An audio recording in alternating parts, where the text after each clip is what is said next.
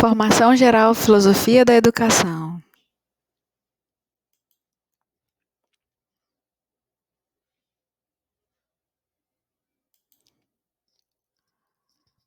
Pragmatismo clássico.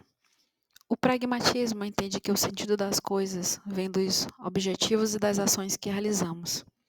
Ele não procura uma verdade fixa, mas sim formas de compreender o mundo nas relações do dia a dia e usar o que é prático para orientar nossas escolhas.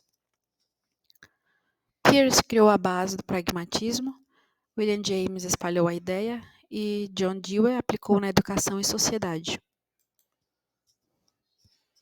A filosofia do século XX vai apresentar dois grandes nomes, John Dewey e Richard Hort. John Dewey vai falar de educação na perspectiva de consideração formal e consideração particular.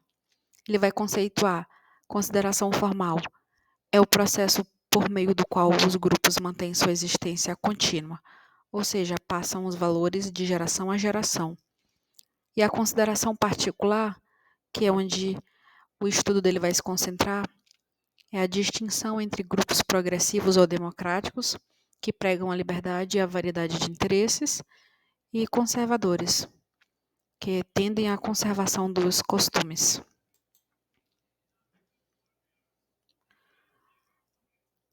Dewey, ele vai falar da educação baseada em um critério democrático. Ele defende que a experiência deve ser constantemente reconstruída para ganhar mais significado social e para que as pessoas possam guiar esse processo de mudança. Só que isso apresenta algumas limitações, como por exemplo, a experiência é dividida por interesses de grupos diferentes, o que gera obstáculos à comunicação e cria dualismos, como a oposição entre espírito e o mundo material. A educação democrática busca superar essas barreiras. Quando os grupos tentam impor suas visões, surge conflito, mas se houver equilíbrio entre eles, mantém-se um equilíbrio de poderes na educação. A solução apresentada por Dewey é que a filosofia deve ser uma teoria geral da educação, ajudando a lidar com incertezas da experiência e transformando conflitos sociais em equilíbrio. Ela reconhece que o espírito humano se desenvolve em atividades coletivas e no uso do ambiente, valorizando a diversidade de desejos e pensamentos para o progresso da sociedade. Assim, a inteligência é entendida como a reorganização prática da experiência, unindo fins e meios em oposição a visões dualistas. Algumas palavras-chave referentes a John Dewey: pragmatismo, experiência, educação democrática, ação, pensamento crítico, interesses sociais e individuais, equilíbrio de poderes, fins e meios, reorganização da experiência e solidariedade e empatia. Richard Hort. Hort vê a educação como um meio de formar hábitos e atitudes que fortalecem a solidariedade humana. Para ele, aprender não é apenas acumular conhecimento, mas aumentar nossa sensibilidade ao sofrimento e à humilhação alheias, ajudando-nos a agir de forma mais empática e justa. Richard Hort, ele vai conceituar dois paradigmas. O primeiro é o epistemológico, que vai dizer que na filosofia da educação, o paradigma epistemológico é a ideia de que a epistemologia deve legitimar todo o conhecimento como um critério universal, metaprática, segundo Hort, para julgar práticas sociais. Mas essa visão é considerada limitadora por reduzir a diversidade de perspectivas e modos de saber. E o paradigma educacional? O paradigma educacional de Hort entende o conhecimento como conversação e prática social, onde a justificação das crenças é holística, ou seja, considera o todo e as relações entre as partes. O modo de dizer é mais importante que a posse de verdades. É o método hermenêutico, a interpretação e compreensão do sentido. E a edificação, busca de conhecimento intelectual e transformação pessoal. Ou seja, ele vai dizer que o modo de dizer é mais importante que a posse de verdades, e a edificação é buscar novos modos de falar e pensar para nos transformar.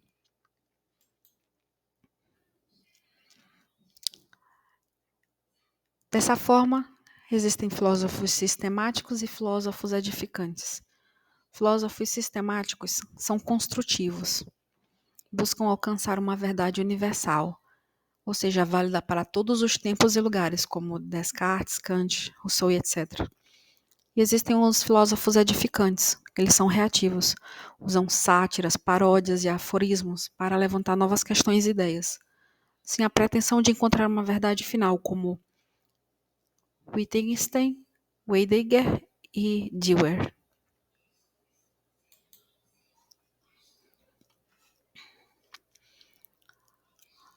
Para Hort, a filosofia tem a função de eliminar ideias ultrapassadas e apresentar ideias novas de forma mais atraente, sugerindo alternativas. O filósofo se aproxima mais do poeta, criador de novas visões, do que do físico, buscador de leis fixas. Além disso, política e filosofia dependem da educação e não o contrário. E a filosofia deve ser uma busca por liberdade, não por verdades absolutas. Hort vai falar do método redescritivo. O método redescritivo busca transformar o mundo por meio da redescrição. Falar de forma alternativa e não apenas argumentar. Ele trabalha de forma holística e pragmática, usando a humilhação e a narrativa como recursos humanos. A solidariedade ajuda mais a comunidade do que a justificação universalista, e os encontros etnocêntricos aumentam nossa imaginação, permitindo o solidarismo e a criação de novas práticas linguísticas. Para Hort, a educação envolve socialização e individualização. A socialização é a apropriação de conhecimento e valores que permitem viver em sociedade e herdar processos de emancipação, e a individualização é conhecer perspectivas alternativas, criticar valores e adotar valores novos. A filosofia da educação articula esses processos usando narrativas para formar indivíduos mais solidários e livres. No ensino superior não profissionalizante, é essencial garantir liberdade de cátedra e liberdade de ensino, permitindo que professores e alunos pratiquem a liberdade. O aprendizado ocorre de forma socrática, amor à sabedoria, com o apoio de professores vivos ou mortos através de seus legados. Intelectual humanista. Os intelectuais humanistas são professores que buscam garantir que cada nova geração de estudantes desenvolva uma consciência moral ligeiramente diferente da anterior. Sua função real é instalar dúvidas nos alunos sobre si mesmos e sobre a sociedade. Para isso, as listas de leitura devem equilibrar duas necessidades: dar aos estudantes pontos de referência comuns com gerações passadas e permitir que professores ensinem os livros que os inspiram e transformam suas vidas, em vez de seguir rigidamente planos de cursos padronizados. Dessa forma, a filosofia da educação investiga os fundamentos, pressupostos, finalidades e valores da educação. Diferentemente da ciência, que valida o conhecimento por métodos empíricos. A filosofia trabalha com reflexão abstrata, racional e sistemática, analisando conceitos e pensamentos sobre o próprio pensamento. Questões como certo ou errado, belo o ser, são tratadas filosoficamente, não empiricamente. Na educação, enquanto o pedagogo estuda técnicas de ensino e desenvolvimento infantil, a filosofia da educação pergunta para que a educação serve ou deveria servir. A filosofia da educação vai apresentar alguns pressupostos epistemológicos, ou seja, como se dá o conhecimento. E os principais são o empirismo, que vai falar que a mente nasce vazia, uma tábua rasa, e o conhecimento vem da experiência sensível, um conceito relacionado a Locke. O apriorismo, a mente já possui categorias que organizam a experiência, moldando a percepção do mundo, razão inata, que é um conceito relacionado a autores como Descartes e Kant, e o construtivismo, O sujeito e o objeto se formam mutuamente na interação e as categorias são culturalmente construídas, relacionado a Hegel e outros autores. Recapitulando, no empirismo o sujeito é preenchido pelo objeto, no apriorismo o sujeito antecede o objeto, no construtivismo sujeito e objeto se moldam juntos. A filosofia da educação também analisa finalidades da educação, como redentora, reprodutivista ou transformadora, e estuda o pensamento de filósofos sobre o processo educativo. Platão, Sócrates, Aristóteles, Locke, Rousseau, Kant, Hegel, Marx, entre outros, organizados em antigos, medievais, modernos e contemporâneos. As tendências educativas. As principais tendências educativas são redentora, que busca levar, salvar ou iluminar o aluno, promovendo seu desenvolvimento pessoal. Reprodutivista, vê o aluno como alguém que deve absorver valores e normas para manter a continuidade da sociedade, incluindo conhecimentos, funções sociais e normas de convivência. E a transformadora, entende a educação como prática de libertação, em que o aluno é ativo e reflexivo, usando a educação para transformar a si mesmo e o mundo. Autores antigos: Sócrates, Platão e Aristóteles. Sócrates, mestre de Platão, famoso pelo lema "Conhece-te a ti mesmo", e pela frase "Só sei que nada sei". Acreditava que o conhecimento estava na essência das coisas e usava a dialética como método educacional, composta por: primeiro vinha a ironia, ele finge ignorância e questiona o interlocutor. Depois vem a refutação, demonstra falhas nas definições apresentadas. Depois vem a maiêutica, conduz o interlocutor a gerar conhecimento próprio. O saber está dentro do indivíduo. Também valorizava a alma sobre o corpo e as virtudes como justiça, coragem e sabedoria. Platão, discípulo de Sócrates, acreditava na imortalidade da alma e que ela já possui o conhecimento das essências, ideias. O diálogo permite acessar essas verdades internas, aproximando-se do método socrático.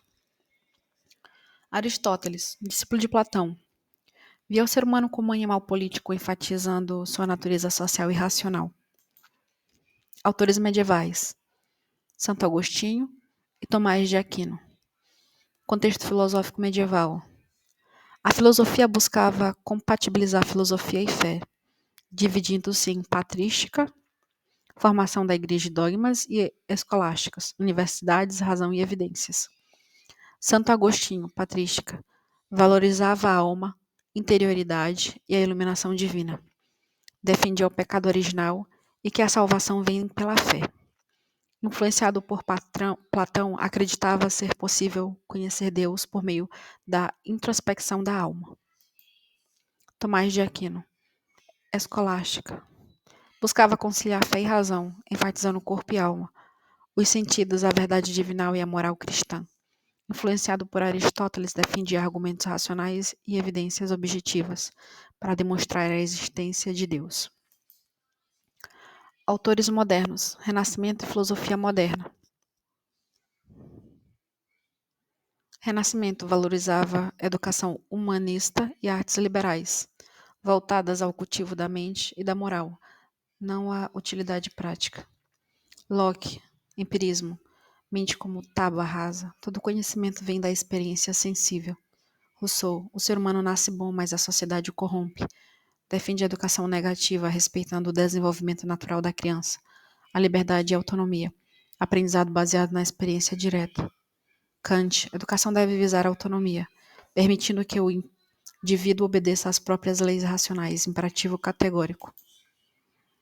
Pestalozzi, influenciado por Rousseau, o objetivo da educação é o desenvolvimento das faculdades do indivíduo, respeitando princípios, elementos básicos e condições ambientais. Educação para todos. Herbart, influenciado por Pestalozzi, foca na formação moral e da virtude, moldando vontades e desejos. Método baseado em governo heterônomo, instrução, interesse e disciplina autônoma. Desenvolveu a pedagogia científica. Hegel, educação como realização da liberdade, aplica a dialética em que o sujeito e o objeto se constroem mutualmente. Categorias mentais são históricas e culturais, não inatas. Marx, educação emancipa o trabalhador. sociedade organizada pela economia e classes sociais, proletariado e burguesia, defende superação das desigualdades e desenvolvimento das habilidades humanas. Educação como instrumento de transformação social. Autores contemporâneos, Educação e Sociedade. Dewey, representante do pragmatismo e da escola nova, valoriza a aprendizagem ativa e baseada na experiência, criticando a passividade do ensino tradicional. A educação deve promover democracia, cooperação e trabalho em grupo, alinhada às necessidades sociais. Paulo Freire, influenciado por Marx, educação como libertação e desenvolvimento da consciência crítica. Centraliza o diálogo e a praxis para transformar a sociedade. Edgar Morin, enfatiza a complexidade, transdisciplinaridade, incerteza, solidariedade e cidadania planetária. Critica a fragmentação do conhecimento. Theodor Adorno, filósofo da Escola de Frankfurt, criticou a indústria cultural, que padroniza bens culturais para lucro, alienando o público para ele. A educação deve funcionar como resistência contra a alienação e a falta do pensamento crítico. Meu nome é Tamires, sou licenciada em Química, estou estudando para o PND e este conteúdo é meu resumo para a revisão. Estou compartilhando e se ajudar você, não se esqueça de curtir para ajudar outras pessoas também.